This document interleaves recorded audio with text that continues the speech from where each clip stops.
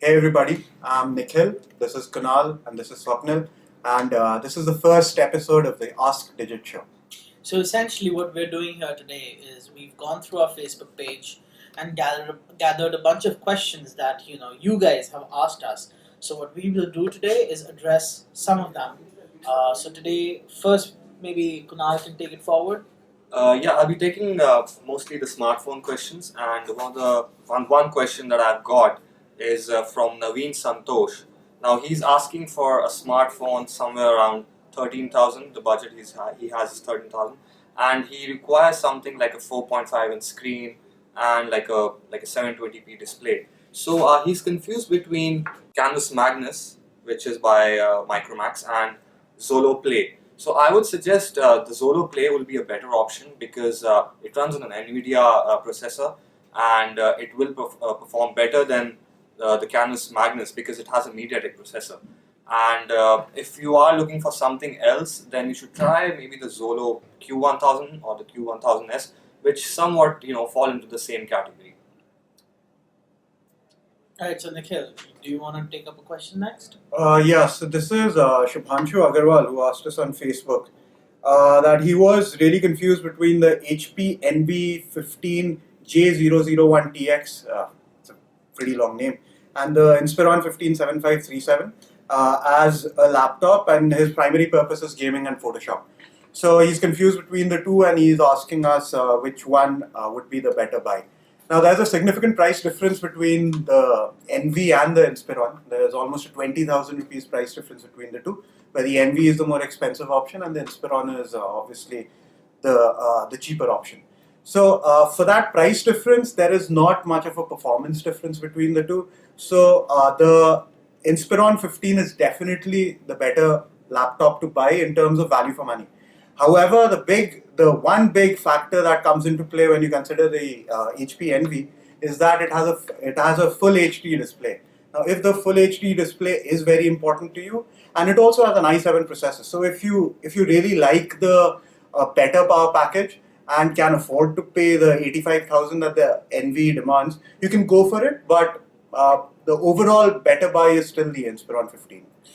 But Nikhil, I would assume that since his need is also around Photoshop, being a photographer myself, I can tell you that a higher resolution screen is always a better option. Yeah. So if you think that your needs for Photoshop are really that demanding, go for the better screen. It's always worth the investment.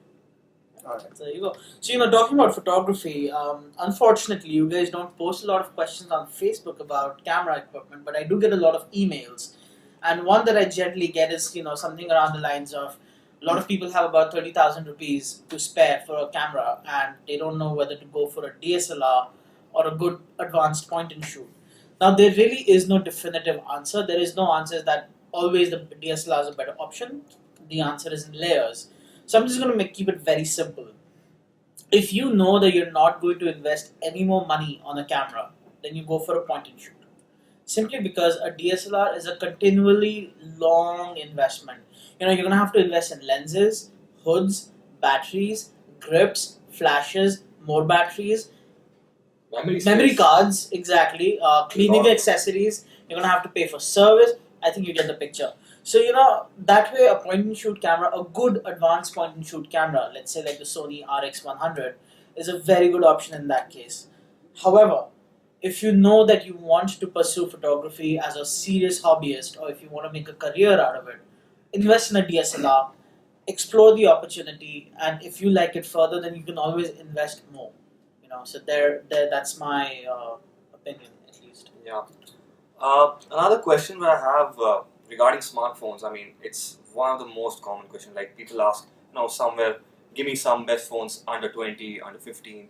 So let me answer the most common that I see is like 5 smartphones under the budget of 20,000 bucks. So you get around like Android phones, you get Windows phones, and to be honest, a lot of people are switching to Windows phones, which is which is not a very bad option.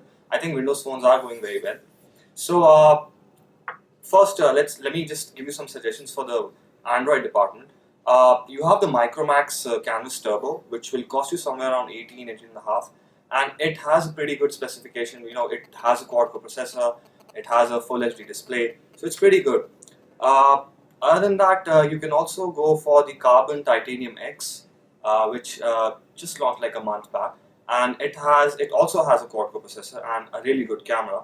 So try out the Carbon Titanium X. If you're looking for a very good body, premium design or something like that, go for the HTC Desire 500. We're gonna review that soon. It's a very nice phone. So if you're looking for a good design, a good build quality, go for the HTC Desire 500.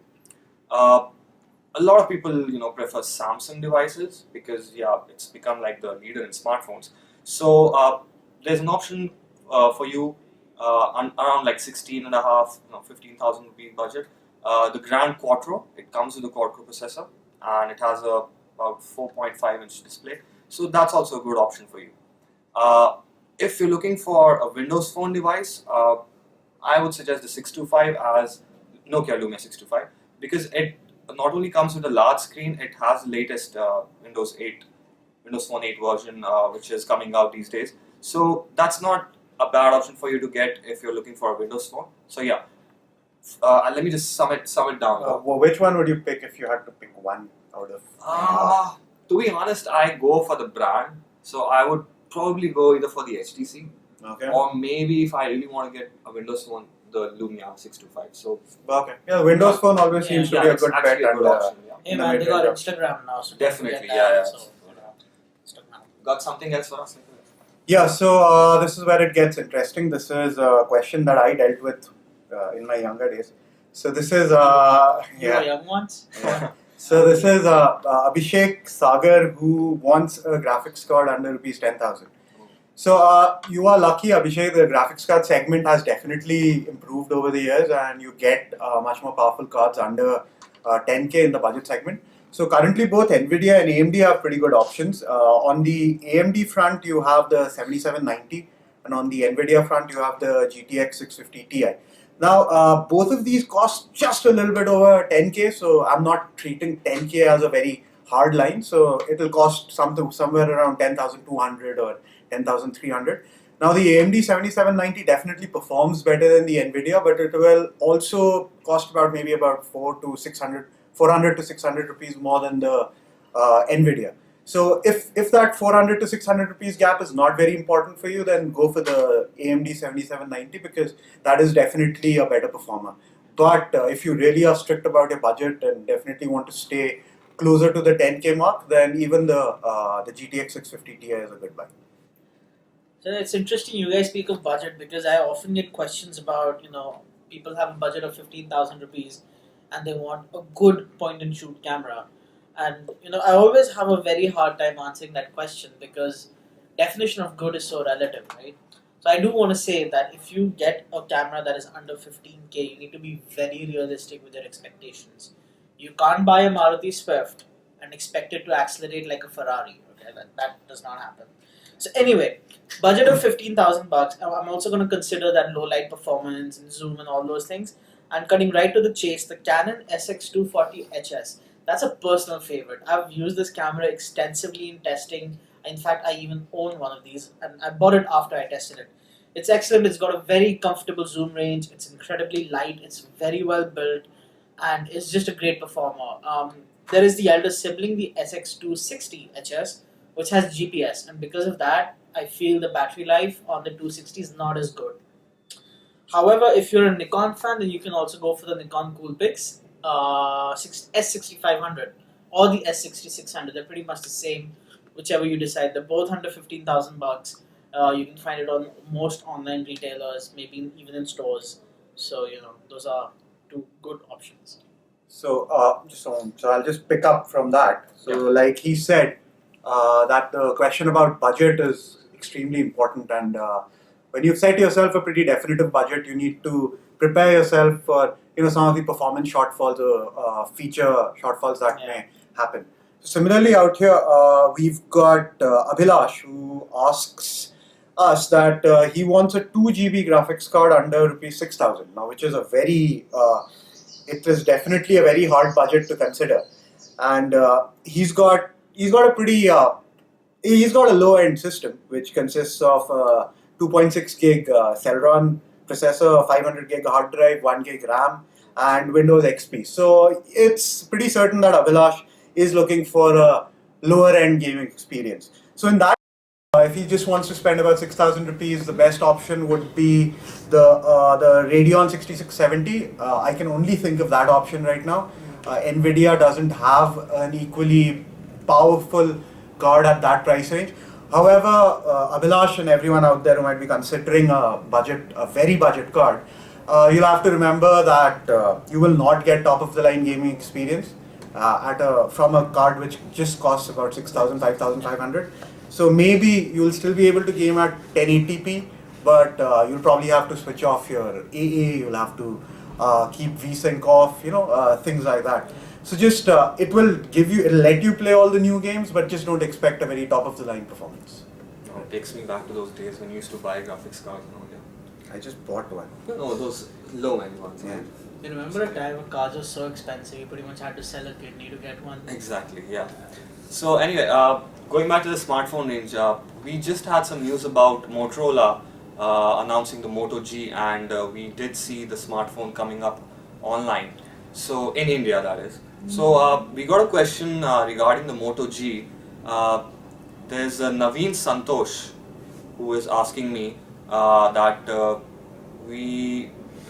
he's looking for the Moto G and he's waiting for an official launch.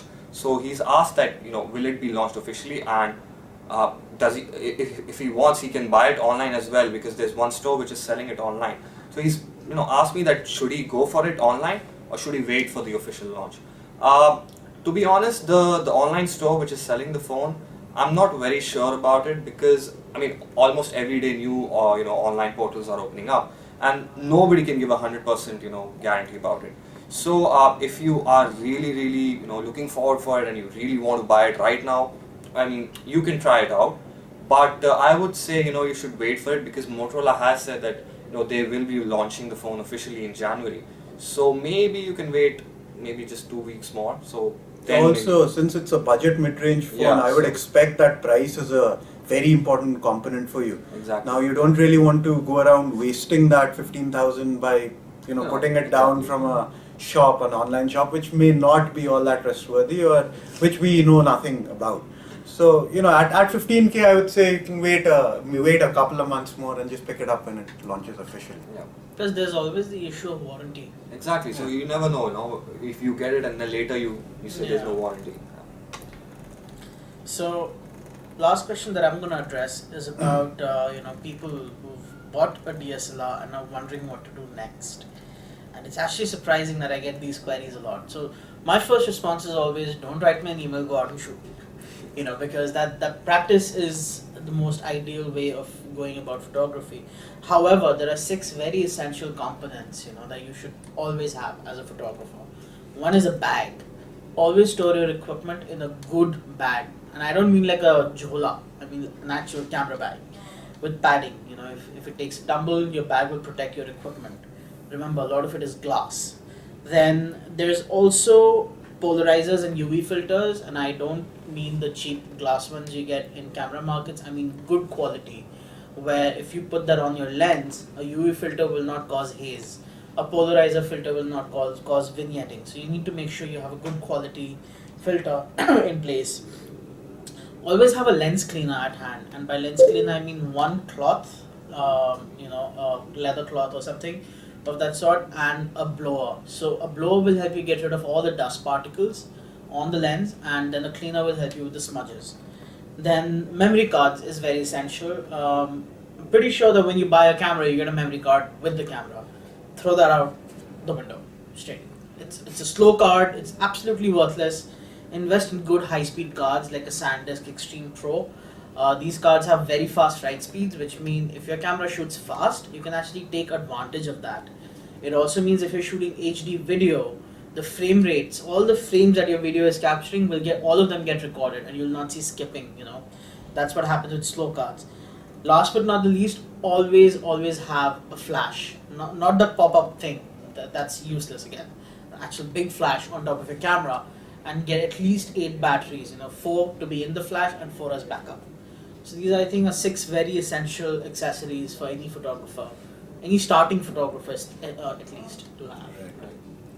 You have any more questions? Oh, well, I'm done with the smartphone thing. Oh, okay. So, well, I guess the final question for this first episode of Ask Digit would be from Vaibhav Kumar, who asks, it's a pretty straightforward question, which is the best laptop within 35,000?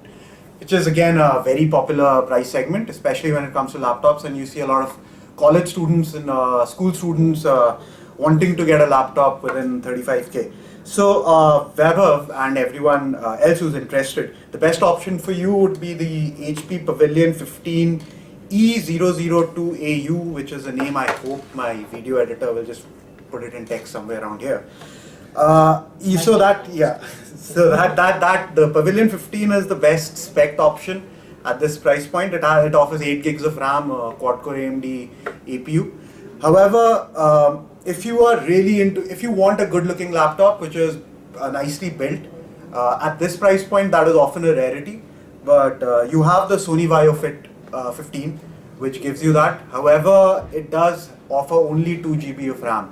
So you have to really kind of weigh the decision. But is build quality and looks all that important to you, or would you rather go for raw performance, which the HP Pavilion 15 E002AU will definitely give you? So overall, we would say go for the Pavilion 15. However, if you are like kind of a fan of looks and design, you could consider the VaioFit. So that is it from us. Those are all the questions. We hope you keep writing to us either at editor@thinkdigit.com or on our Facebook page. If you're not a fan of our Facebook page, please go ahead and like the page, and you can just ask us questions at any point in time, and we'll try to respond to you as soon as possible. We are also on Twitter at Digit India, so make sure you follow us there too. And keep watching. Hopefully you will get another episode of Ask Digit very, very soon. Thanks. Thank you.